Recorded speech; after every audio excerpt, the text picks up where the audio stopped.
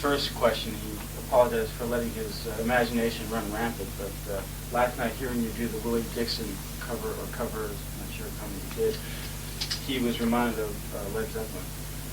Is there any reason for that, do you think? No, I'm glad he was reminded of Led Zeppelin because, they're obviously a band that I think have influenced the sound that I make quite a lot, and the band that I respect enormously. So that's a big compliment. Is that right? Don't look at that so far. Maybe one reason, he says one reason that you might do old blues numbers like that is for the same reason that Zeppelin did them.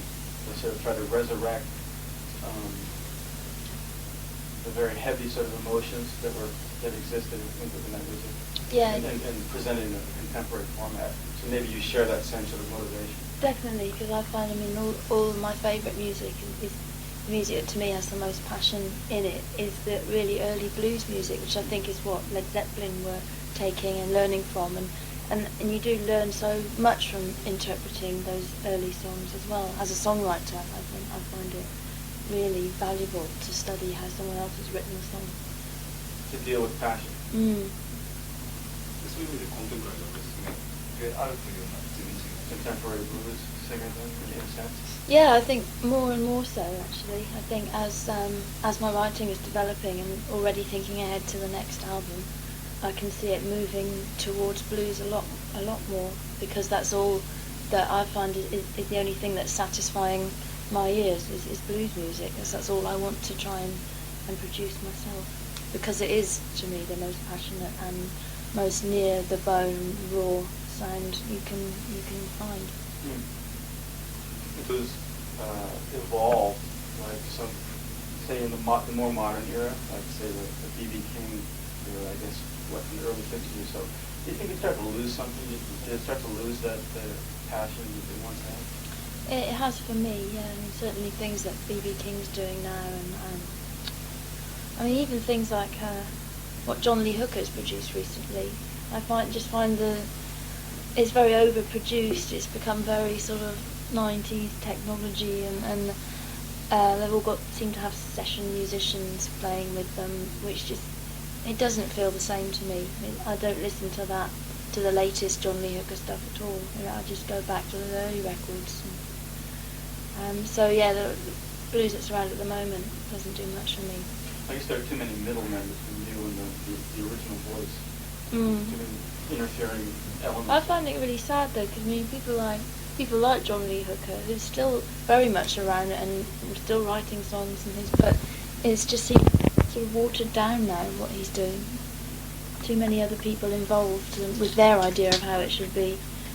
That's how it strikes me. Yeah. One song on your recent album where you distort the vocals. He said that he's assuming that wasn't just a trick as much as your way of bringing out something deeper, a deeper feeling. Well, it's just really approaching every song as what vocal sound is right for this song, these words, the sound of the music to this one. So it's not just, this is a good technique, we'll try this out on one. It's just that song, or those songs that we used it on, that just needed something else to be happening to the vocal. And it gives it such a different quality anyways, and for variation's sake. It was more like, during the show, he sort of felt that feeling, but after the show he felt very light and very sort of free almost. Do you expect your listeners to feel that way, or do you expect anything from them? What do you expect them to get from your show? What sort of effect do you expect them to get? I don't know, it's not something that I think about too much. I don't sort of think about how I would like the music to affect the audience. I just kind of, the reason I've always done it is for myself primarily, and what it does for me.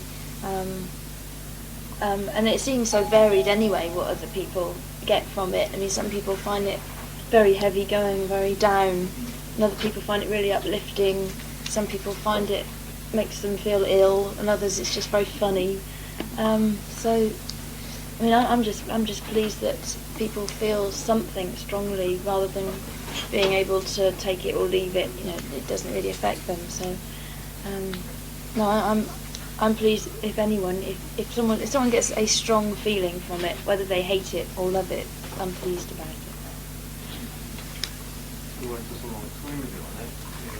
So how do you perceive your audience? Is your audience a set of people that are supposed to share an emotion with you, or are they a group of people you're trying to convince of something?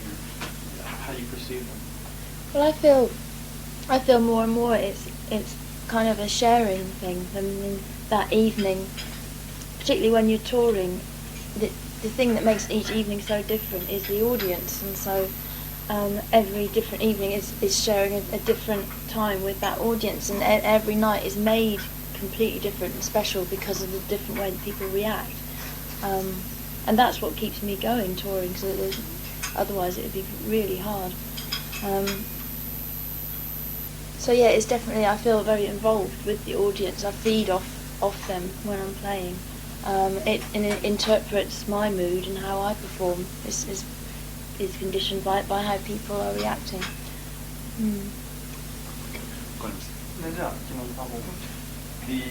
Another thing about the show last night, the performance itself is very exciting, but the actual members in the group seem very shy. Are you a shy lot? Yes, we are, definitely, yeah.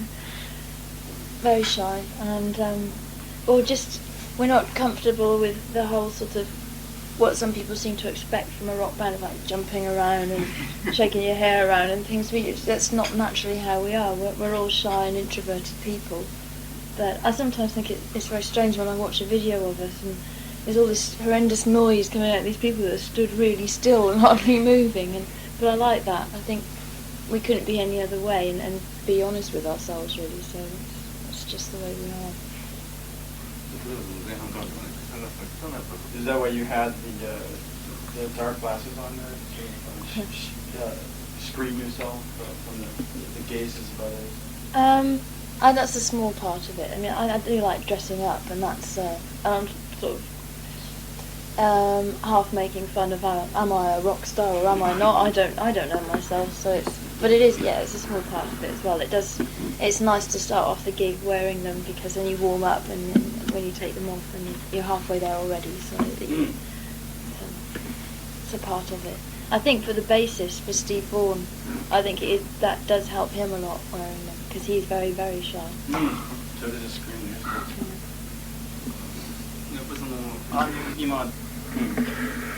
I guess as of late you have sort of taken on this habit of getting a little more dressed up for your shows. Is that because you are approaching the stage differently now? You're actually readying yourself to sort of go into a different sort of state when you go on stage? Is that how you see it? No, I don't think. I've never felt that I have to sort of become a different person to perform. I always feel it confuses me when people say that they have to put on a different persona. It's nothing like that. But I think I'm enjoying playing live a lot more than I ever have done, and feeling a lot more relaxed about doing it, and feeling also not so precious about how I'm interpreted. Because to start off with, I was very worried about, well, if I wear this, then they'll think I'm saying that, and because when it all started off, everyone was trying to put a different opinion onto what I was doing, and it became very, very oppressive for me, so to the point where I was so conscious of everything I did being interpreted in some way, having a huge meaning given to it when it wasn't supposed to, that I just was very safe. And so when my whole presentation of the music was in such a way that it wouldn't be suggesting anything else than what the music was actually suggesting itself.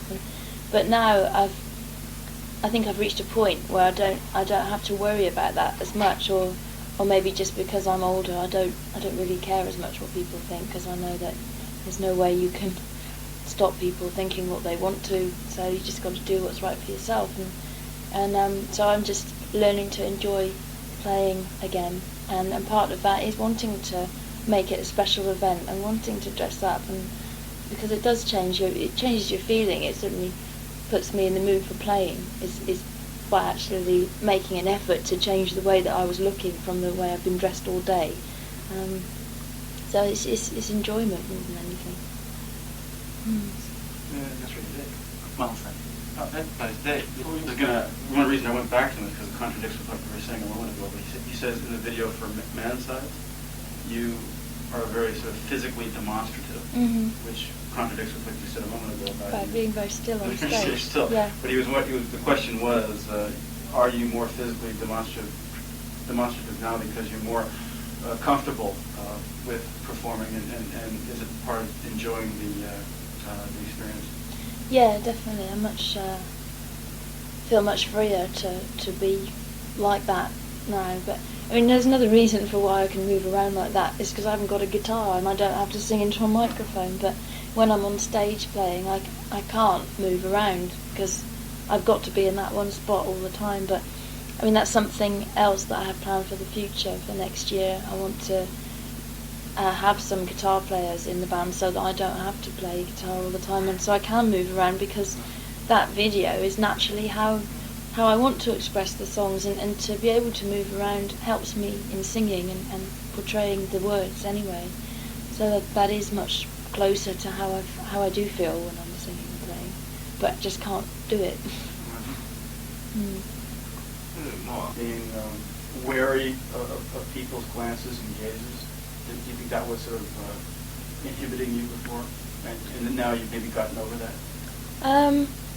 I've never felt inhibited by people. I think it was like what I was saying earlier more about people's interpretations of what I was doing. If I was acting a certain way or dressing a certain way, what people would read into that before actually listening to the music, which so often happens with bands. I think that people grab hold of the image they're trying to put across and don't really pay much attention to the music. And so I'm glad I did it that way around to start off with, because now I think the music has a good grounding. Now I can start thinking about how I'm looking as well as sounding. I've reached a certain level where people are taking it seriously musically. Whereas your music is very emotional, you apparently lead an off-stage lifestyle that's very reasonable and rational. Do you think that the music is your own way of like bringing the irrational into control? It's your way of controlling like emotions that might otherwise not have a place in your own lifestyle? I think often the music is one of the only ways I have of using those of using emotions that I can't deal with in everyday life, or I can't talk about, or I can't articulate. So they go into the music instead. I suppose if you can't have an outlet in one way, it comes out somewhere else. And for me, they go through the music, because I don't speak very well to people. I don't think, particularly in relationships. I find it hard to talk, so often that they go into music instead, I suppose. So basically, the answer is yes. I guess what maybe. Yes.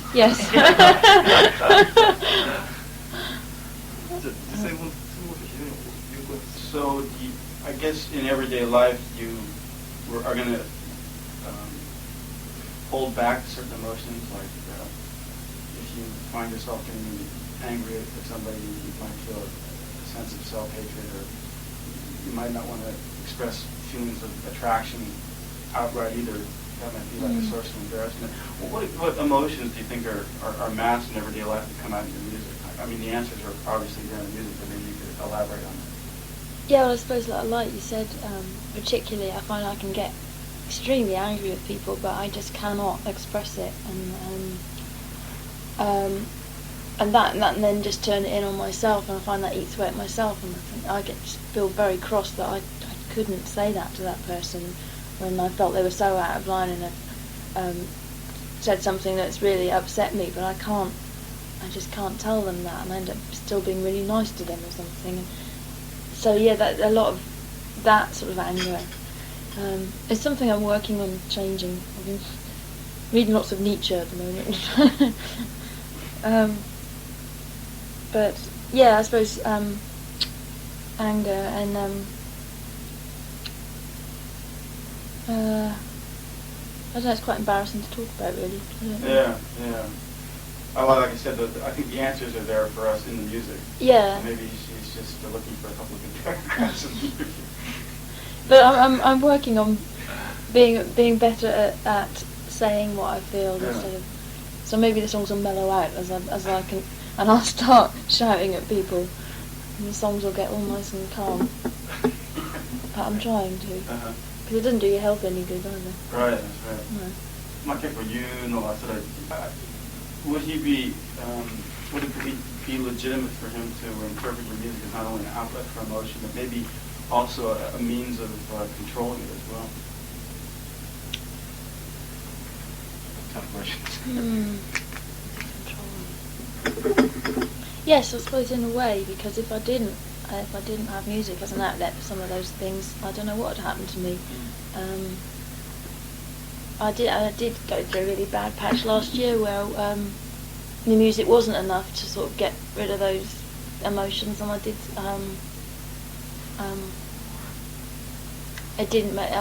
get just ill through it. I don't know if you'd call it a breakdown. I don't know what it was, but I just knew I just got to the point where I couldn't do anything for myself, and so I think if I didn't have music as a strong way of getting out a lot of those emotions, then I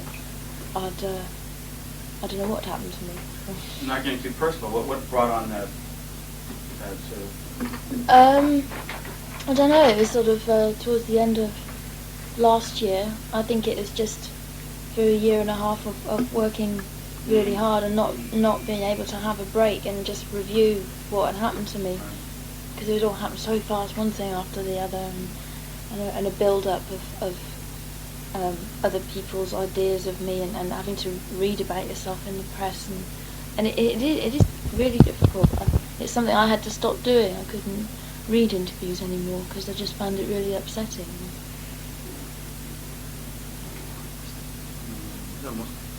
Has the songwriting process been a very educational process? And if so, what sort of things have you learned from it? Like you mentioned a second ago, you learned a lot from covering the older blues songs. How about from the process of songwriting itself? Well, yeah, I really believe that songwriting is something that you get better at the more you do. It's not it's not a gift that you're given. I think you have to work really hard at it, and that's what I've done. And yeah, I just every new thing I approach, I find I'm learning all the time and getting better as a songwriter, hopefully, or learning more what I think is good and what isn't good. I've got the original question. So what have you learned from it? Like through writing songs, I mean, have you learned about yourself, or have you learned about how other people tap into your emotions, I think that kind of thing? I don't know about learning about myself. I suppose, I suppose there's been some instances where I'll write a song and not really have been aware of what words were going into the song or what sort of feelings were coming out of it. But when you sit down and listen to it after you've recorded it for the first time, I suddenly realised something about myself or what I was actually saying in that, even though I didn't know at the time. So I suppose, yes, you do learn about yourself from it. And obviously learn a lot about using words and how you can use a certain word to emphasise something, or I just find it fascinating how you can, and how you sing those words can change the meaning of something completely. You can be saying one thing when it's written down, but when you sing it, you can sing it in such a way that it will mean completely the opposite. So, just... Is it like taking a picture of yourself and like looking at it and finding out like, oh, this is what I look like? Again, sometimes I couldn't say that for every song. There's just some songs that are like that.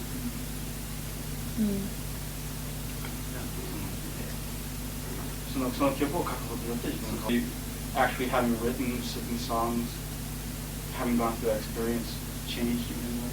Like you've written a song and like what songs, for example? Rid of Me the one song.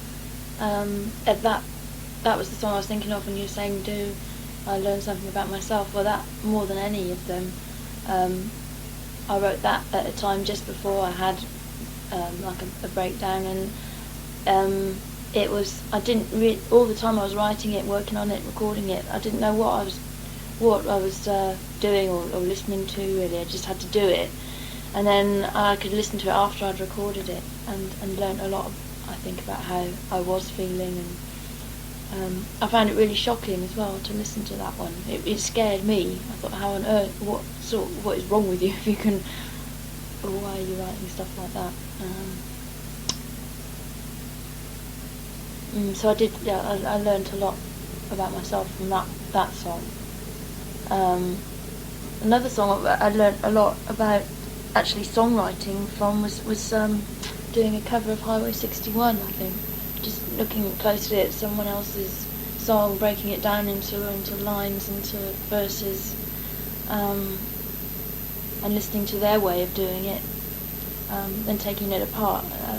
That taught me a lot about songwriting. Elaborate a bit more on why rhythm is something you feel uncomfortable with. You not like the depiction of yourself, or does it bring back certain memories that you are not comfortable with? I never know with that song whether people listen to it and are thinking that's me singing about myself. I don't know, but no, for me, I find it comfortable because of the state of mind I was in when I wrote it, and because of uncomfortable memories and where I was living, what I was going through at the time. So yeah, it's just loaded with memories, that song for me, which is why I still find it uncomfortable. I don't find it uncomfortable playing it live, because that's something different. You become detached from the songs when you're playing them live, particularly when you've been playing for 3.5 months like we have. You can't expect each song to have its meaning every night, and it just becomes something else. But to listen to it recorded, particularly in its 4-track demo form, I still find really uncomfortable. But why in that particular form?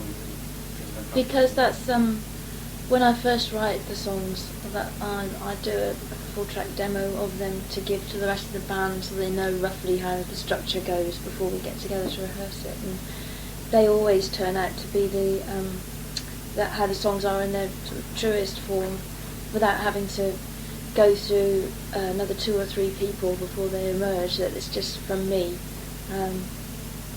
They're just a lot more direct, I think. Get the right sort of, or the emotions I wanted to get across come across a lot better, I think. So it's more raw. Yeah.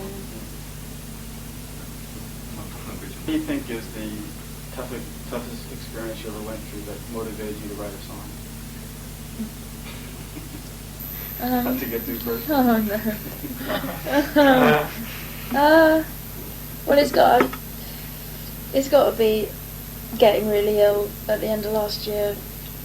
I mean, and the songs I wrote at that time, I can remember, they were Rid of Me, they were Ecstasy, and Mist. I wrote those 3 songs at the same time.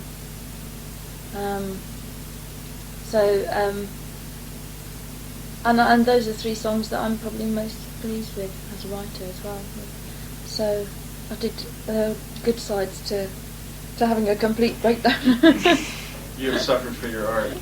I hate that though. I mean, I don't like talking about it because it's like, oh, the tortured artist, I had to have a breakdown. But you know, I really think it'd have happened to me no matter what I was doing. If I was a musician, or when I used to be at art college, I'd still make myself really ill just because of being unsatisfied with what I was doing, and it's just never good enough. I'm sure that's what loads of people feel.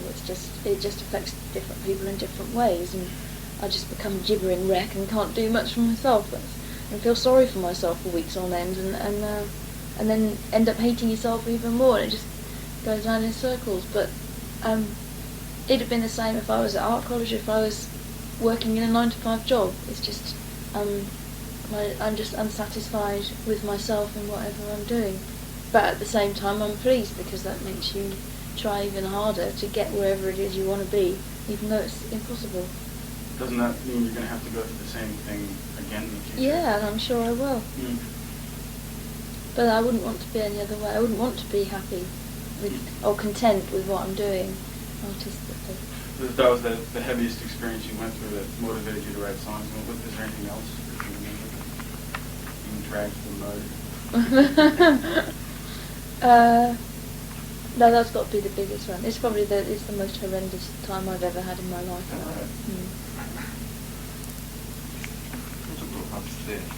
He is of the understanding that you, until about the age of 14, I guess you were sort of surrounded by boys, and you lived as a boy yourself, more or less. And then you decided, I guess, at the age of 14 that you didn't want to do that anymore. What actually accounted for that? It's very simple. I was in secondary school, and I used to get told off for using the girls' toilets because people thought I was a boy because I had really, really short hair because I was a real tomboy. And I used to get told off for not wearing a tie because girls didn't have to wear ties but boys did. And I just started feeling really embarrassed and obviously started growing breasts and things like that. And I thought, I've got to start looking like a girl. So I grew my hair and started wearing dresses. But it was out of feeling uncomfortable, out of place. Yeah. A natural process.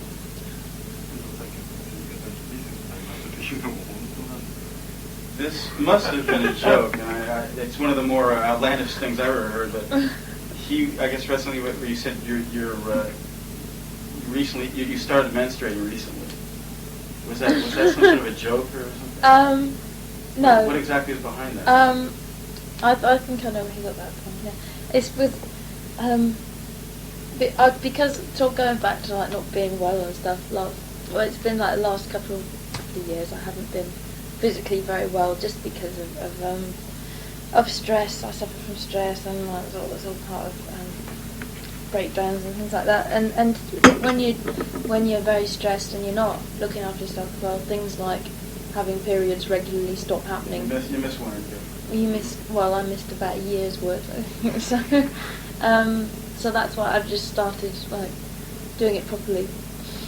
It's not right. I must admit this is a first. I've never heard of that. No, it's true. It happens. It can happen to if you're still looking after yourself well, but if you're under a lot of stress, these periods are the first things that go. Is that right? And things like being on tour and being in a different place every day will stop them as well.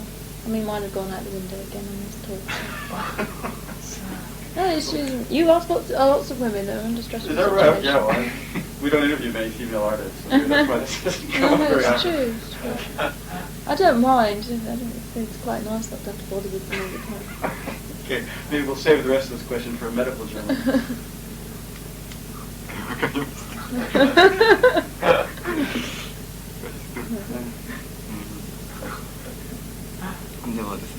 Well, and on that note, I guess we'll segue into the sexuality segment of our interview here.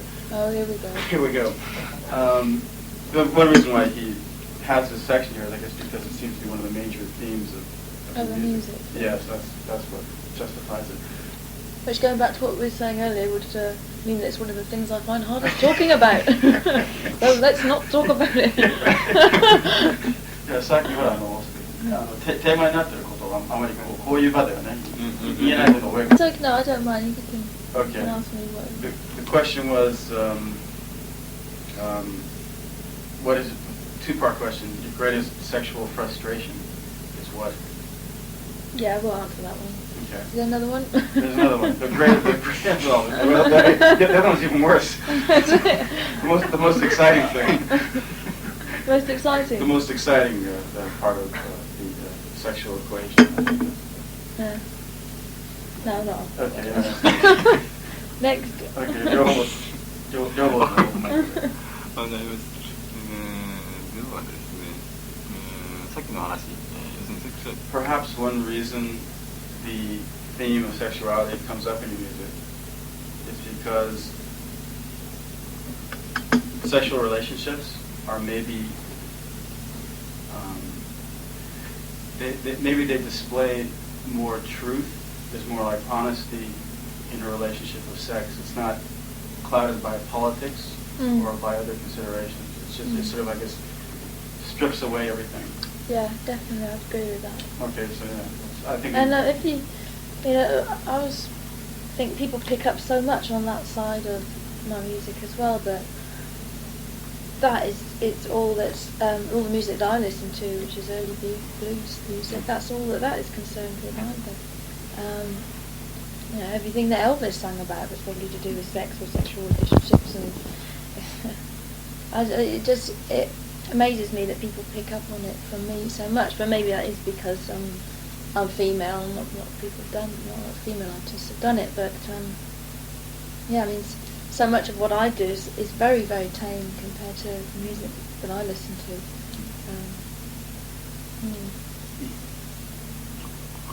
例えば別なね、新しいテーマというか別の感情。One element, one theme is sexuality. Can you see yourself starting to deal with any new emotions or new elements in your music that you haven't touched on thus far? I think so. I mean, I already have quite a strong picture of the next album.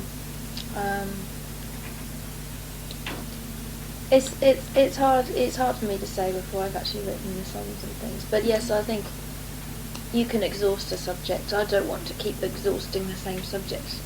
I want to move on. I want to use different musicians. I want to expand as a songwriter. I don't want to just keep hammering away at the same thing, but in a slightly different angle. I think it is time to move away from that.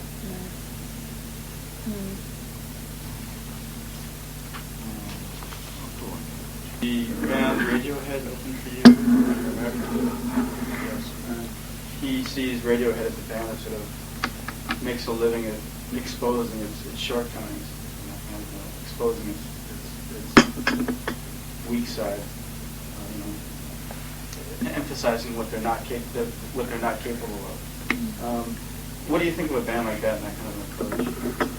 I don't really know much about them. In fact, they only opened two shows. Oh, they're right. Yeah, because all the rest of the tour, right from the start of the tour in May, we were touring with Gal and Drunk, not Radiohead. They just did two shows, and I was given a tape of their music because they did want to support us in America, but I really didn't like the music at all, and so didn't want them to. But I mean, I didn't even see them play very much, to be honest. I didn't find it very interesting at all.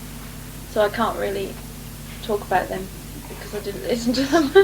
That's that. I watched them for a bit. I watched them on the side of the stage and I saw that bloke jumping around in classic rock postures, and I thought, I don't want to listen to this, and went off. It's a little bit of swagger there. I could see why they were so popular. Where they were or weren't? Were. They're very, very popular. Oh, really? Yeah.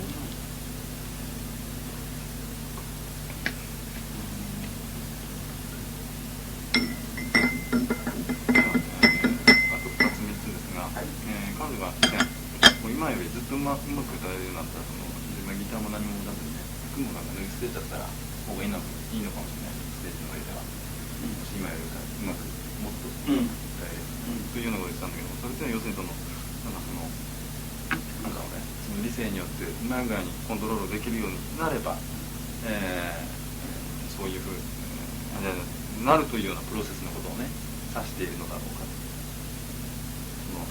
うまく歌えるようになれば裸になれるというようなことというのはメタファーとしてその理性によって感情をうまい具合にコントロールできるようになるというようなことを指している。これは何て言うんだろう、あの時はだからインタビューの文脈の中でその意味があったんだけれども、冗談でつまりその曲の中でね、その無駄な部分全部カットしてね、こうその確信に迫るような曲に歌いたいと。